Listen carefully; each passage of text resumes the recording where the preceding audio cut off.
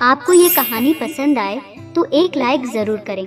ऐसी ही और कहानियाँ देखने के लिए मेरे चैनल को सब्सक्राइब भी कर लें। काली और गोरी बहन की ससुराल में पहली दिवाली। बाय माँ, मैं कॉलेज जा रही हूँ। अरे ये ले पैसे। और हाँ, बस में जाने की कोई जरूरत नहीं है, आराम से कैब में कॉलेज जा। मैं नहीं चाहती कि मेरी बेटी गर्मी में धक्के खाते हुए बस में कॉलेज जाए। माँ, आप मेरा कितना ख्याल रखती हो। चलो अब मैं चलती हूँ। ओए बुझा हुआ काला कोयला, ये बैग उठाकर कहाँ चल दी? माँ, मैं कॉलेज जा रही हूँ। ना जान तेरी इस काली भड़ी सी शक्ल देखकर तुझे कॉलेज में कैसे एंट्री दे देते हैं। चल अब जा यहाँ से, थोड़ी देर और तेरी शक्ल देख ली तो सारा का सारा दिन खराब जाएगा। माँ, थोड़े पैसे मिल सकते हैं क्या? कॉलेज जाने के लिए मेरे पास बिल्कुल भी पैसे नहीं हैं। तुम्हें पैसे की क्या जरूरत है? तुम तो आराम से बस में भी जा सकती हो। गवर्नमेंट ने लड़कियों के लिए तो बस फ्री कर रखी है। और रही गर्मी और धूप की बात, तो तुझे इन चीजों से फर्क नहीं पड़ेगा। तेरा रंग रहेगा तो काला ही। कंगना और पायल कहने में दोनों सगी बहनें थी, लेकिन रंग रूप में पायल बहुत सुंदर होती है, वहीं कंगना रूप में काली होती है, जिसके चलते कुलवंती कंगना को बिल्कुल पसंद नहीं करती थी। ऐसे ही समय गुजरता है और कुलवंती अपनी दोनों बेटी के लिए रिश्ता ढूंढती है। ये लड़का काफी अमीर घर से है और दिखने में भी बड़ा सुंदर है। मेरी बेटी पायल इस घर में शादी करके बड़े ऐशो आराम से रहेगी, है ना पंडित जी? वो तो ठीक है बहन जी। कंगना बिटिया की शादी, उसके लिए भी मैं ऐसे ही अमीर रिश्ता लेकर आया हूँ। अरे नहीं नहीं पंडित जी, उसके लिए अमीर रिश्ते की क्या जरूरत है? उसकी काली भंडी शक्ल को देखकर तो कोई भी उससे शादी के लिए हाँ नहीं करेगा। मैं तो कहती हूँ उसके लिए गरीब रिश्ता लेकर आओ, दहेज में थोड़े बहुत पैसे दे देंगे तो ये बला टल जाएगी। कुछ महीने गुजर जाते हैं और कुलवंती की दोनों बेटियों की शादी कुलवंती के मुताबिक होती है। जहाँ पायल की शादी अमीर घर में, वहीं कंगना की शादी गरीब घर में होती है। कंगना भाभी, स्वागत है आपका आपके इस नए घर में। हम जानते हैं कि हम आपके मायके वालों की तरह अमीर तो नहीं हैं, लेकिन हम आपको बहुत प्यार करेंगे और आपको कभी भी कोई परेशानी नहीं होने देंगे। मोती, तुमने इतना कह दिया, यही मेरे लिए काफी है। आज के बाद तुम मेरी नंद नहीं बल्कि मेरी बहन हो। बहन के होते हुए भी मुझे कभी बहन का प्यार नहीं मिला, लेकिन अब मुझे लगता है कि मुझे बहन का प्यार जरूर मिलेगा। अरे भाई, कब से ऐसी ही बातें करती रहोगी? अपनी भाभी को तो अंदर बुला लिया, लेकिन भैया को भूल गई। अरे भैया, ये आपका ही घर है, आपको अंदर आने की परमिशन लेने के लिए कोई जरूरत नहीं है, आप आ जाओ। जहाँ गरीब परिवार में शादी होने के बाद भी कंगना अपने ससुराल में खुश रहती है, वहीं दूसरी तरफ ओ मेरी महारानी भाभी, क्या फोन चला रही हो? चलो उठो और मेरे लिए कुछ खाने को बनाकर लेकर आओ। हाँ तो मुझे क्यों कह रही हो? घर में नौकरानी है ना, उससे बोलो ना, वो बना देगी। भाभी वो क्या है ना, मैंने कल ही घर के सारे नौकर नौकरानियों को निकाल दिया है, तो इसका मतलब आज के बाद घर के सारे काम लाइक झाड़ू पोछा, बर्तन, कपड़े साफ सफाई, खाना बनाना, ये सब आप ही करोगे, क्योंकि आप इस घर की बहू हो और ये सारे काम बहू के ही तो होते। अब जाओ जल्दी मेरे लिए खाने को कुछ लेकर आओ। श्रुति की बात सुनकर पायल का मुंह बन जाता है और वो जाकर खाना बनाने लगती है। इतने अमीर घर में शादी करने के बावजूद भी पायल को नौकरानी की तरह दिन रात काम करने पड़ते थे, इसलिए अब वो इस बारे में अपने पति से बात करती है। तो क्या हुआ, तुम इस घर की बहू हो, सारे कामकाज करना, घर को संभालना तुम्हारी जिम्मेदारी है। ये छोटी छोटी बातें लेकर मेरे पास मत आया करो, ओके? अपने पति विक्की की बात सुन श्रुति की आखिरी होप भी खत्म हो जाती है। श्रुति नौकरों की तरह दिन रात घर का काम पायल से करवाती है। वहीं गरीब घर में शादी करने के बाद भी कंगना अपने ससुराल में खुशी खुशी रहती है। सुनिए जी, दिवाली को कुछ दिन रह गए हैं और घर में दिवाली बनाने के लिए थोड़े बहुत भी पैसे नहीं। ऐसे में हम दिवाली का त्योहार कैसे बनाएंगे? कंगना, तुम तो जानती हो ना कि अभी काम भी ठीक ठाक नहीं चल रहा है। न जाने कब मालिक हम सबको काम से निकाल दें। ऐसे में पैसों की बात करना तो दूर, नौकरी को लात मारने जैसा है। भाभी भैया, आप लोग क्यों परेशान हो रहे हैं? मुझे यकीन है इस साल की दिवाली हमारी बहुत अच्छी जाएगी। मैं सोच रही थी क्यों ना मैं और भाभी मिलकर मिट्टी के दिए और भगवान की मूर्तियाँ बनाएं और उन्हें अच्छे से सजाकर बेचें। दिवाली के समय इन चीजों की बिक्री बहुत ज्यादा होती है। मोती, तुम्हारा आइडिया तो काफी अच्छा है। हम कल से ही मिट्टी के दिए और मूर्ति बनाकर बेचेंगे। अगले दिन होते ही दोनों नंद भाभी मिलकर मिट्टी के दिए और भगवान की मूर्तियां बनाती हैं और उन्हें बाजार में ले जाकर बेचती हैं। वहीं दूसरी तरफ मेरा नौकरानी को निकालने का डिसीजन बिल्कुल सही था। तुम तो वाकई घर की सफाई बहुत अच्छे से करती हो। ये लो कुछ पैसे रखो, इन पैसों में तुम दिवाली का सारा सामान ले आना और लाकर घर को अच्छे से सजा भी देना। पायल श्रुति से पैसे लेकर दिवाली का सामान खरीदने के लिए बाजार चली जाती है और ये वही बाजार होता है जहाँ कंगना और उसकी नंद मिलकर दिए बेच रहे होते हैं। पायल जैसे ही अपनी बहन कंगना को देखती है, तुम यहाँ मार्केट में इस तरह से दिए बेच रही हो?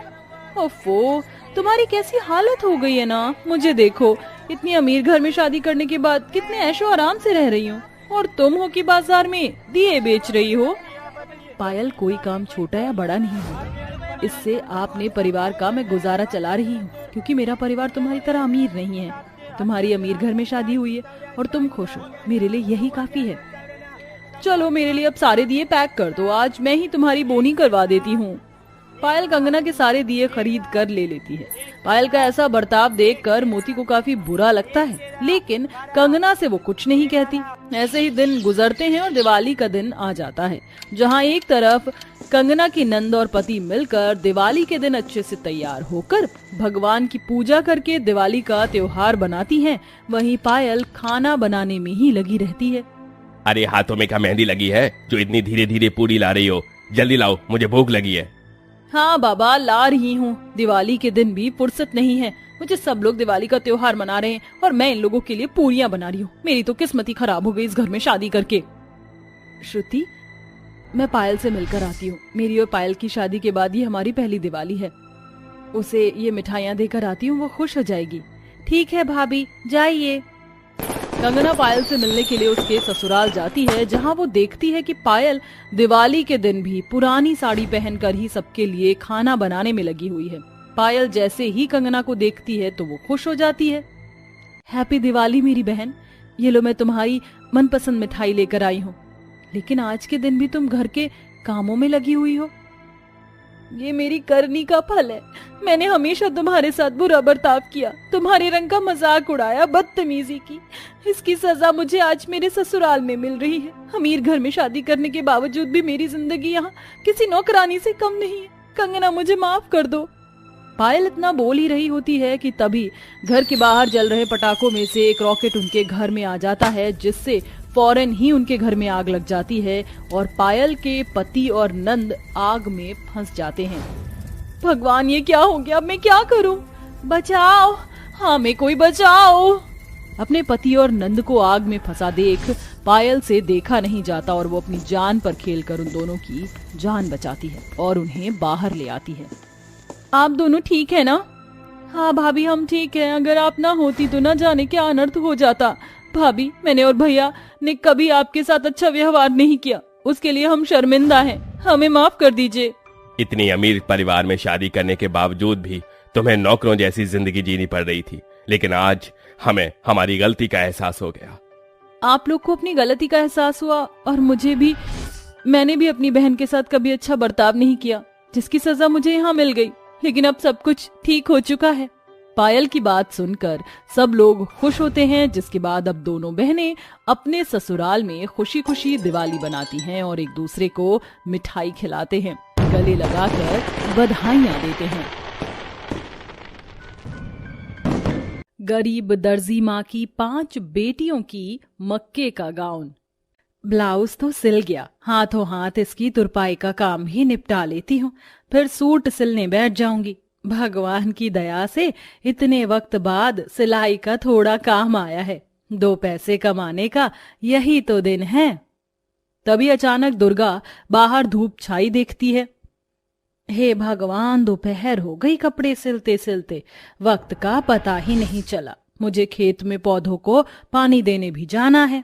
तभी अपनी गरीब दर्जी माँ को परेशान देखकर 6 साल की रानी कहती है, माँ तुम परेशान मत हो, तुम्हारी 5 बेटियां हैं ना मदद करने के लिए।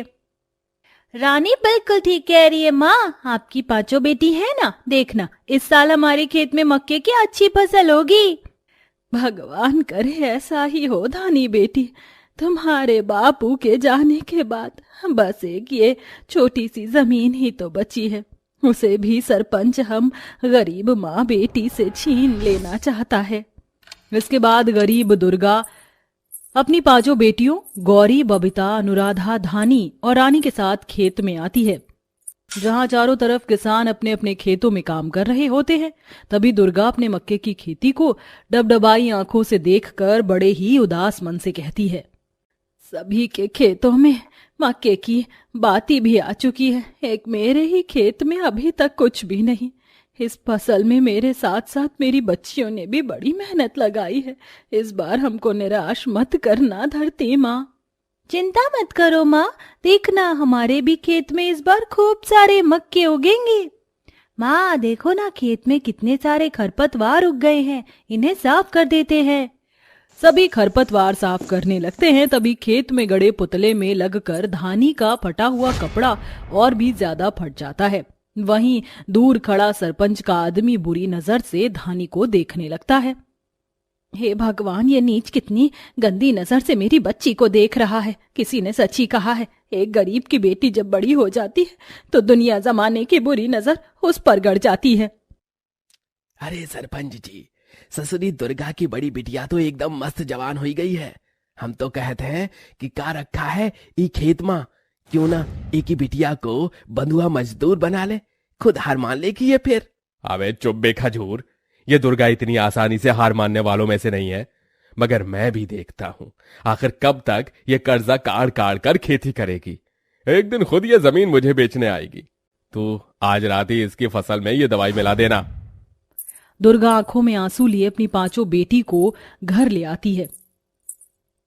माँ, बड़ी जोर की भूख लगी है। भूख तो लगेगी ही ना, कल रात का खाया हुआ है। अपनी इस गरीब दर्जी बदनसीब माँ को माफ कर देना। मेरी बच्चियों, मैं तुम्हें 2 वक्त का खाना भी नहीं खिला सकती हूँ। चुप हो जाओ माँ, लो मत, वरना मैं भी रोऊंगी। नहीं रोऊंगी रानी। अच्छा, मैं जल्दी से दाल भात बना देती हूँ। तभी दुर्गा राशन के खाली डिब्बे देखती है। तभी उसे एक डिब्बे में थोड़ी सी मकई मिलती है। क्या करूं, अगर किसी से उधार राशन मांगने जाऊंगी तो कोई भी नहीं देगा, क्योंकि सरपंच ने सभी के यहाँ से मेरा दाना पानी बंद करवा रखा है। ये मकई कूट कर ही भात बना देती हूँ, मेरी बच्चियों की भूख तो मिटेगी। कुछ भी ना होने के चलते दुर्गा अपनी 5 बेटियों को मक्के का भात खिलाकर सुला देती है और खुद रात भर जाग कर सिलाई के बचे थोड़े थोड़े कतरन को जोड़ जोड़ कर सूट सलवार सीती है। इस कतरन के सूट से ही मेरी बेटी का पूरा तन तो ढक जाएगा। अगले दिन धानी वही पहनकर खेत पर आती है। तभी अचानक धानी के सूट का धागा उधड़ जाता है। अरे रूपा, चंदा, रज्जो, देखो री, बस यही देखना बाकी रह गया था। ना जाने ये कैसी माँ है, अपनी बेटी की इज्जत खुद मर्दों में लुटा रही है। कभी फटे चिटे कपड़े पहनाती है तो कभी कतरन के। लगता है अब इसी सब की कमाई खाना चाहती है ये दुर्गा। औरतों के ताने मारने पर बड़े ही दुख के साथ उस गरीब दर्जी माँ के आंसू जमीन में समाते हैं। तभी खेत की धरती के 2 हिस्से हो जाते हैं और धरती माँ प्रकट होती हैं। मत रो दुर्गा, इस दुनिया का तो काम ही है एक गरीब का दुख बढ़ाना और उसे ताने देना। माँ, मुझसे अब इस दुनिया के ताने झेले नहीं जाते, ना ये दुख सहा जाता है। दुर्गा, तुमने मेरे हिस्से को सरपंच जैसे लालची के हाथों पड़ने से बचाया है, इसलिए मैं तुम्हारी मदद करने आई हूँ। माँ, आप मेरी क्या मदद करोगी? तभी अचानक माँ अपनी शक्ति का इस्तेमाल करती है। तभी एक सुनहरी रोशनी पूरे मक्के की फसल में फैल जाती है और बड़े बड़े भुट्टे उगाते हैं। अपने चारों तरफ नजर घुमाकर देखो दुर्गा, तुम्हारी ये मक्के की फसल अब से जादुई मक्के होंगे। ना तो ये मक्के बारिश में भीग कर गलेंगे, ना इनकी चमक जाएगी। मैं जानती हूँ तुम एक दर्जी हो और तुमने बहुत दुख भरा जीवन देखा है, मगर अब तुम इन मक्कों से वस्त्र बनाओ और मेरा आशीर्वाद है कि तुम खूब नाम कमाओ। इसके बाद 5 बेटियां बड़ी ही खुशी से वो सारे जादुई मक्के तोड़कर घर ले आती हैं। और फिर मैंने आज तक अपनी बेटियों को इस गरीबी भरी जिंदगी के सिवा और कुछ भी नहीं दिया है।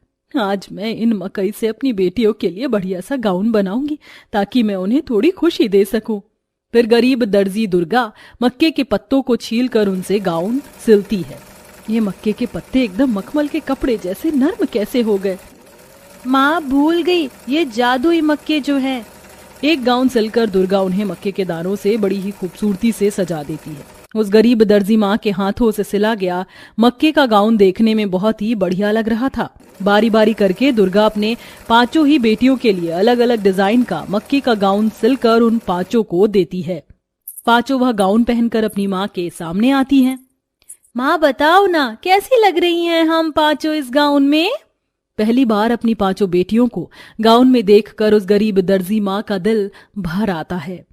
बहुत ही सुंदर लग रही हो मेरी बच्चियों, एकदम शहजादी परी जैसी। अब तुम्हारी माँ तुम 5 को वो सारी खुशियां देगी जो कभी ना दे सकी। दुर्गा की बेटियों के मकई के गाउन देखकर लोग बड़ी ही तेजी से आकर्षित होते हैं, जिससे अब उसे मकई के डिजाइनिंग ड्रेस बनाने के ऑर्डर आने लगते हैं। वहीं सभी से बढ़कर मक्के भी दुर्गा के खेत में ही होने लगे। वो हर हफ्ते मकई तोड़ तोड़ कर उन्हें बाजार के व्यापारी को बेचती। उस मकई से दुर्गा को दुगना मुनाफा होने लगा। तब धानी ने कहा, माँ अब तो हमारे पास पैसा है, क्यों ना हम रहने के लिए एक पक्का घर बनवा लें? ठीक है धानी बेटी। दुर्गा के घर बनने का काम शुरू हो जाता है और कुछ दिन में घर बनकर तैयार भी हो जाता है। तभी दुर्गा की तरक्की देखकर सरपंच चिढ़कर कहता है, आखिर इस गरीब 2 कौड़ी के दर्जी के पास इतने पैसे कहां से आ रहे जो इसने घर बार बना लिया? अरे सरपंच जी, आजकल इकी 5 बिटियां मकई के गाउन में घूमत हैं और दुर्गा को भी जम के मकई के कपड़ों का ऑर्डर आवत है। मुझको तो सारा माजरा ई मकई का लागत है। अगली सुबह जब दुर्गा मक्के के खेत में आती है तो सरपंच लखन के साथ छिपकर उसे देखता है। इससे पहले कि कोई हमें देखे, जल्दी से इन जादुई मक्कों को तोड़ लो, क्योंकि इस बार तुम्हारी दर्जी माँ को बहुत सारे मकई के ड्रेस बनाने का ऑर्डर मिला है। बबीता और गौरी पौधों से जैसे ही एक मक्का तोड़ती हैं, वहां पर एक और मक्का उगाता है। देख गौरी, मेरे मक्के की टोकरी भरने वाली है। इतने में सरपंच और लखन खेत में घुस आते हैं।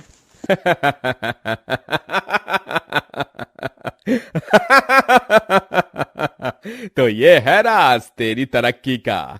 दुर्गा, तभी तो मैं सोचूं तो जैसी 2 कौड़ी की गरीब दर्जी इतने नोट कहां से छाप रही है।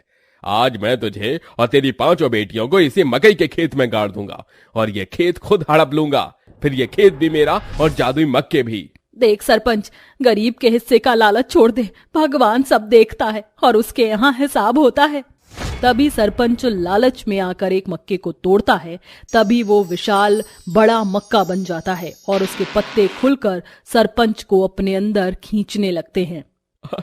ये क्या हो रहा है? ये मक्का है कि मौत? अरे लाखन, बचा मुझे।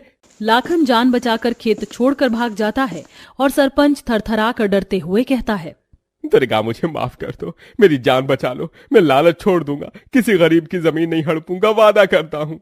ए जादुई मक्के, छोड़ दो इसे। इसी के साथ सरपंच जमीन पर गिर जाता है और मक्का वापस से अपने आकार में आ जाता है। उस दिन से गरीब दुर्गा मेहनत और लगन लगाकर मकई के कपड़े सीती है और अपनी बेहतरीन मक्के के कपड़े सिलकर बढ़िया कमाती है। साथ ही वह गरीब बच्चों के लिए उन्हें ठंड से बचाने के लिए अपने हाथों से मक्के के गर्म कपड़े बनाकर उन्हें बांटती भी है। Please subscribe this channel.